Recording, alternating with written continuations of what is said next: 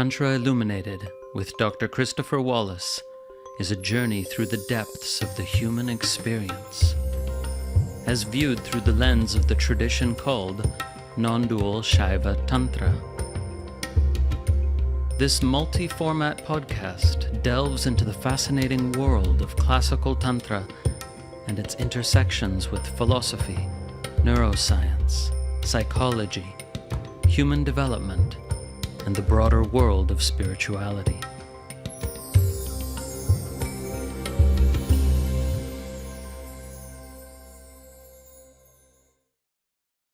This episode is a scriptural reading, the Tantrasāra of Abhinavagupta, Chapter 2.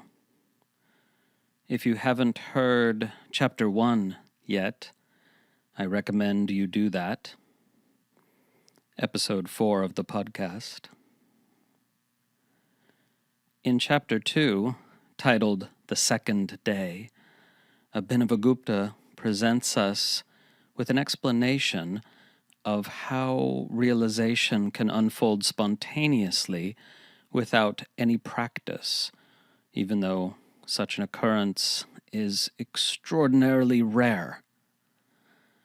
And in the course of doing so, he presents us with an incredible passage that is as close to truth as words can ever get. But as he will go on to say, if that direct pointing to the nature of reality does not succeed in bringing about spontaneous realization for you, then you will need to practice.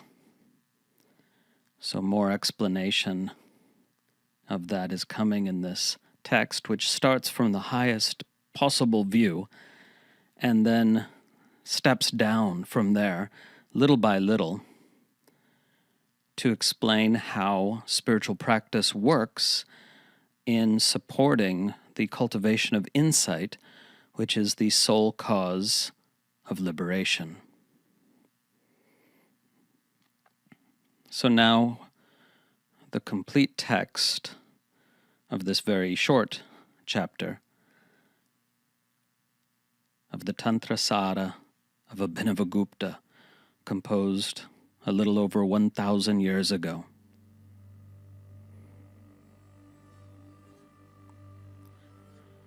The second day. Now, then, we will explain the spontaneous mode of realization, requiring no method. A person who has been truly pierced by a strong descent of power, or Shaktipata, may receive verbal transmission from his teacher only once, and with no further support discern the true nature of reality. When this occurs, his immersion into reality may become permanently active, ever refreshing itself without any necessity for formal practice.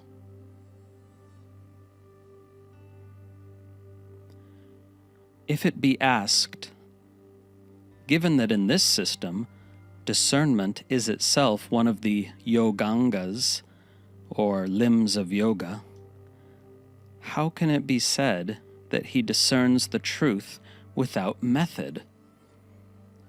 To this we reply that his spontaneous realization proceeds thusly. This very highest divinity, the self-manifest light of consciousness, is what I am. When that is the case, what could any method of practice achieve?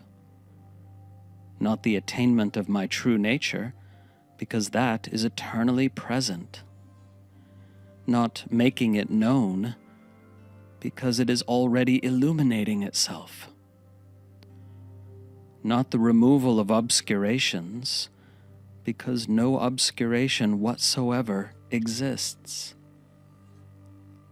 And not the entry into it, because to enter it I would have to be other than it, and nothing other than it exists to enter it. what method or practice can there be here when there is an impossibility of anything separate from that which I am? Therefore, everything is one. All this is a single reality consisting of consciousness alone, free and blissful, unbroken by time, uncircumscribed by space, unclouded by attributes or adjuncts, unconfined by forms or appearances, inexpressible by words, and not unfolded by the ordinary means of knowledge. For it is the cause, through its own will alone, by which time, space, forms, and so on, each attain their own natures. This reality is free and independent, a mass of bliss, and that alone am I. Everything is reflected within it, within me.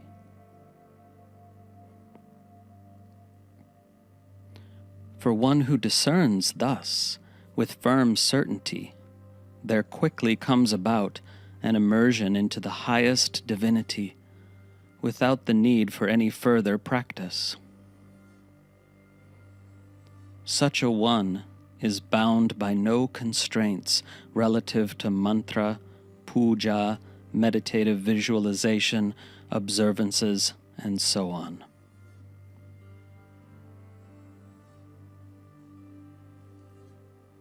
Summary verse. The whole network of methods could not reveal God. Can a pot illumine the 1,000-rayed sun? Discerning the truth thusly, one with the highest insight can immerse into the state of the self-luminous Shiva in an instant.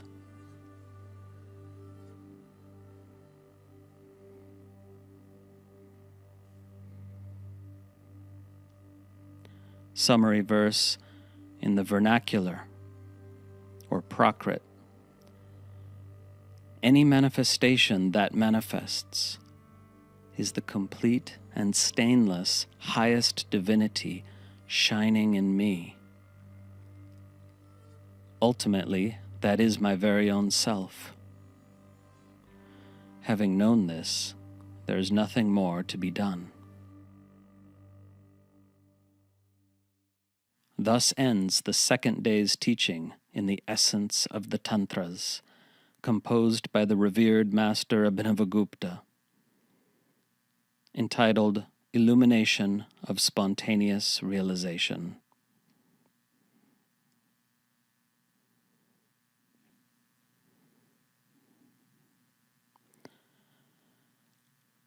So everything you just heard was written by Abhinavagupta, and now I'll provide a brief afterword. Even though it sounds as if Abhinavagupta is refuting the efficacy of practice, as I said, he will later in the text explain how and why practice works. But here he's simply illustrating that for some very rare individual, realization could unfold spontaneously and stabilize itself without any formal spiritual practice at all, but simply a willingness to reflect on the nature of reality free from mental filters, assumptions, and obscurations of the mind. And this is possible when a teacher directly points to the nature of reality. What happens for most people is just the briefest of glimpses. And then practice makes the ground more fertile, as it were, for the sprouting of the seeds that have been sown by the direct pointing. As you continue to listen to this series on the essence of Tantra, or the essence of the Tantras, those being the two possible translations of the title, everything will become clearer and clearer. Om. Hope you enjoyed the episode.